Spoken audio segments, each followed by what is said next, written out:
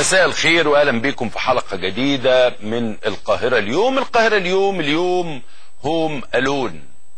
ساعات الزملاء بيختفوا لأسباب غير مفهومة، ولكن أنا النهاردة هوم ألون، ففرصة إن أنا أتكلم. أنتوا عارفين بقاش عندي فرصة إن أنا أتكلم، فالنهاردة فرصة إن أنا أتكلم.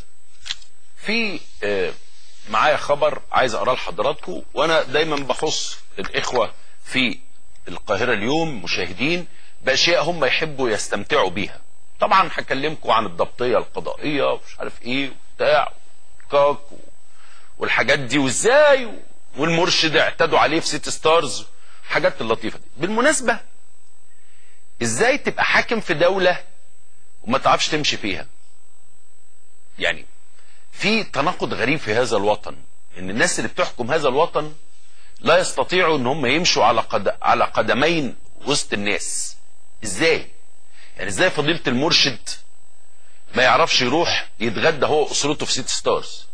ازاي هو غير امن وسط الناس؟ يعني ازاي الناس اللي بتحكم البلد، الناس اللي المفروض محبوبة، الناس اللي تم انتخابها شرعيا ورسميا، الناس ديت مش محبوبة، غير امنة، اما يروحوا يصلوا بيصلوا بحراسة. ناس منهم انا اعرفهم عمرهم ما كانوا ليهم حراسة بقوا بيمشوا بحراسة دلوقتي. يعني اغلب قيادات الاخوان والحرية والعدالة بقوا معاهم حراسة. ناس كانت عادية، ناس يعني كنت بشوفهم عاديين يمشوا في الشارع، دلوقتي خايفين يمشوا وسط حتى الناس العادية. ليه كده؟ مش عارف، يعني مش قادر افهم الحكاية دي. انما النهاردة انتوا عارفين مصر مجتمع طريف. على طول طبعا اللي حصل انه في شاب اقترب من المرشد وهو بيتغدى هو وعيلته، وبعدين ابتدى يتكلم معاه، وبعدين تطور الحوار.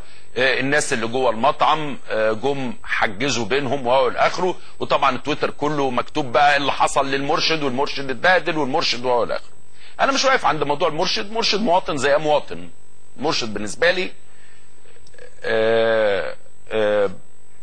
وممكن يكونوا كمان دلوقتي بيقولوا انه مفيش ضرب. انا ما قلتش ان حصل ضرب، انا بقول انه حصل خلاف. انا بس اللي انا واقف عليه في الموضوع ده انه ازاي انت محبوب قوي كده والناس تضربك. يعني مثلا انا ما اتخيلش ان جمال عبد الناصر ممكن يتضرب في حته، ما اتخيلش ان انور السادات ممكن يمشي في حته ويتضرب فيها. ده كان ممكن يتضرب، اللي بعديهم ده كان ممكن يتضرب، خصوصا في ايامه الاخيره كان ممكن يتضرب في حتت يعني.